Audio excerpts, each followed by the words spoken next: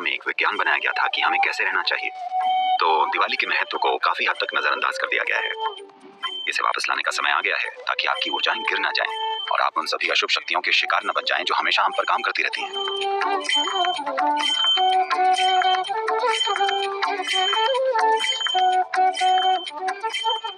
ये दीपावली का समय है।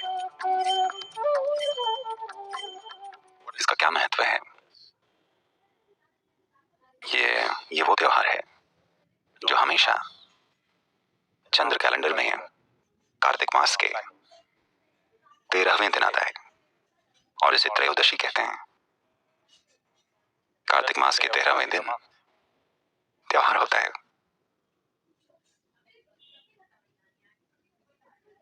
हमारी परंपरा में इसका विज्ञान ये है कि इस दिन सभी पूजा करते हैं। दीपावली के दिन ये परंपरा है कि सभी धनवंतरी की पूजा करते हैं, जो कि हमारी सेहत और खुशहाली के लिए समर्पित एक देवता हैं। आज धनवंतरी शब्द का अर्थ काफी हद तक डॉक्टर हो गया है। धनवंतरी या धनवंतरी देवता आयुर्वेद के स्रोत माने जाते हैं। आयुर्वेद लंबे और सेहतमंद जीवन का विज्ञान है। खैर, यहाँ बहुत सारे उत्तर भारतीय लोग हैं। बहुत सारे उत्तर भारतीय हैं। So, I don't know when they did this, because the nature of the language is like that. पता नहीं उन्होंने ये कब कर दिया, क्योंकि इस भाषा की प्रकृति ही ऐसी है। उत्तर भारत में ज्यादातर लोग हिंदी भाषा बोलते हैं और वो आखिरी शब्द को काट देते हैं। अगर आप कहें ध्यानलिंगम तो वो कहेंगे ध्यानलिंग। अगर आप कहें शिवा तो वो बोलेंगे शिव। अगर आप कहें रामा तो वो कहेंगे राम। इस भाषा की आदत है, हमेशा आखिरी शब्द काट दिया जाता है, लगभग हर शब्द का। कृष्णा, कृष्णा।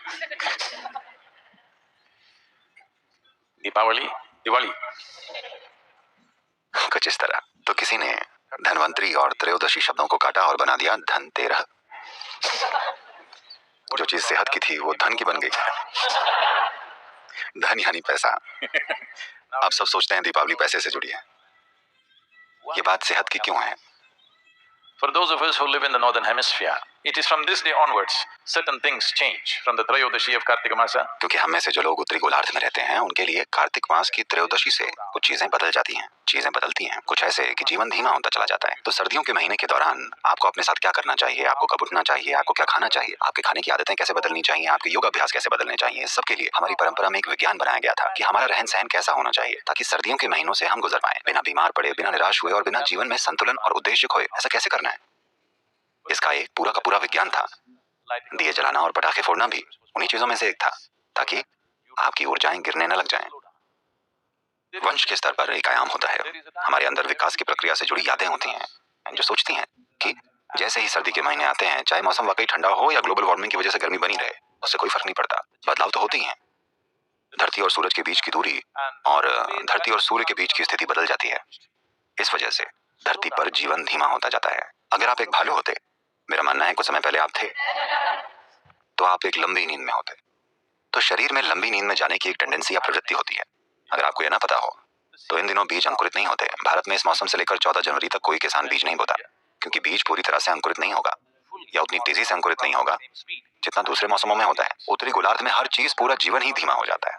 क्योंकि जीवन धीमा होने जा रहा है, इसलिए हम अपने आसपास और ज्यादा ऊर्जावान चीजें करने की तैयारी करते हैं ताकि हम खुद धीमे ना हो जाएं और इसका हिस्सा न बन जाएं। एक तरह से हम अपने विकास की प्रक्रिया पर डटे रहना चाहते हैं।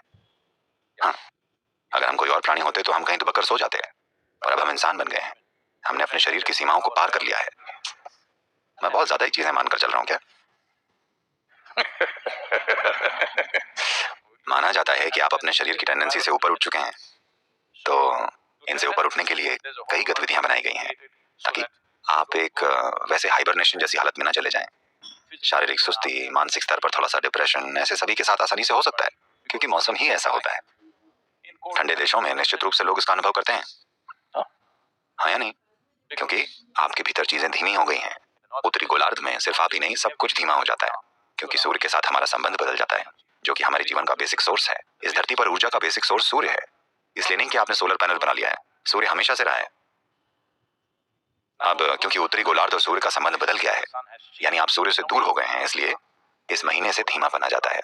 इस चंद्रमाह के 13वें दिन से ऐसा होता है, इसे कार्तिक त्रयोदशी कहते हैं। तो इसकी भरपाई के लिए भारत में तरह तरह के काम किए जाते हैं। इस महीने के बाद से आमतौर पर परंपरा के हिसाब से इस समय पुरुष और महिलाएं अपने काम आपस में बदल लेते हैं।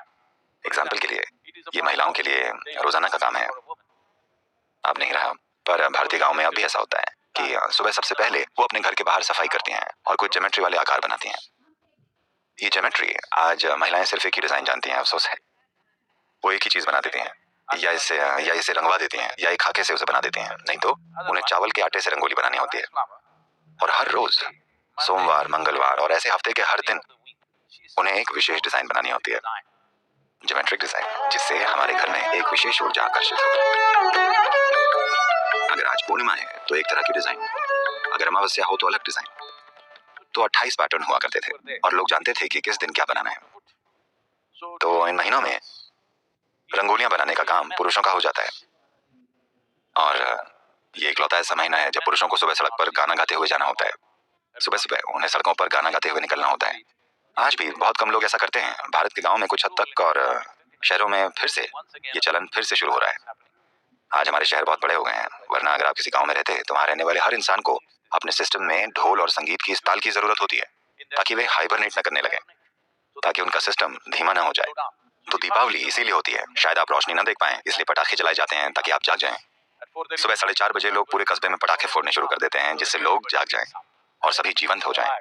क्योंकि सर्दियों के महीने में ये जरूरी होता है कि आप सूरज से पहले उठ जाएं।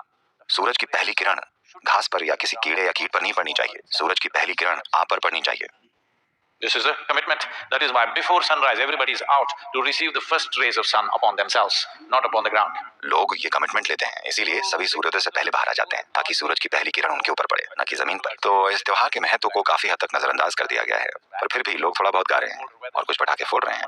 इसे वापस लाने का समय आ गया है। विशेष रूप से अगर ठंडे मौसम में हम इनमें से कुछ चीजें शुरू कर पाएं तो बहुत बढ़िया होगा, क्योंकि दिवाली कोई धार्मिक त्योहार नहीं है। ये त्योहार इस धरती पर हमारी भौगोलिक स्थिति से जुड़ा हुआ है, क्योंकि हम उत्तरी गोलार्ध में हैं, इसलिए ये बदलाव हमारे अंदर होते हैं। हमारे शरीर में, पौधों में, जानवरों में, हर चीज में आप देखेंगे सब कुछ धीमा हो जाता है। पर अगर आप अपने भीतर धीमे हो गए, आप मानसिक रूप से धीमे हो गए, तो आप थोड़े मंद हो जाएंगे। अगर आपका शरीर थोड़ा धीमा हो गया तो आपको कई ऐसी बीमारियां हो सकती हैं जो कि तब नहीं होंगी जब आपका शरीर जीवंत और ऊर्जावान होगा। अगर ये शरीर जीवंत और ऊर्जावान है तो अभी आपके अंदर चाहे 1000 इन्फेक्शन हो, पर आप बीमार नहीं पड़ेंगे, क्योंकि शरीर ऊर्जावान और जीवंत है। अगर शरीर थोड़ा सा धीमा हो गया तो ये सारी छोटी छोटी चीजें आपके अंदर बड़ी समस्याएं बन जाएंगी। इसीलिए ये त्योहार धन्वंतरी, सेहत और खुशहाली के विज्ञान से जुड़ा है कि हमें अपने सिस्टम को जीवंत रखना चाहिए। 14 जनवरी तक सब कुछ ऊर्जावान रखा जाना चाहिए। इसीलिए आप संगीत और दियों की रोशनी का इस्तेमाल करते हैं। आपको हर तरह की चीजों की जरूरत पड़ती है अपने वातावरण को जीवित रखने के लिए, ताकि आपकी ऊर्जाएं नीचे न गिर जाएं और न ही आप अलग अलग अशुभ शक्तियों का शिकार बने, जिनका हमेशा हम पर असर पड़ता रहता है। बस कुछ लोग उनके ऊपर रहते हैं और कुछ उनमें डूब जाते हैं। तो यही है दीपावली का महत्व। तो ये धन्वंतरी की त्रयोदशी है।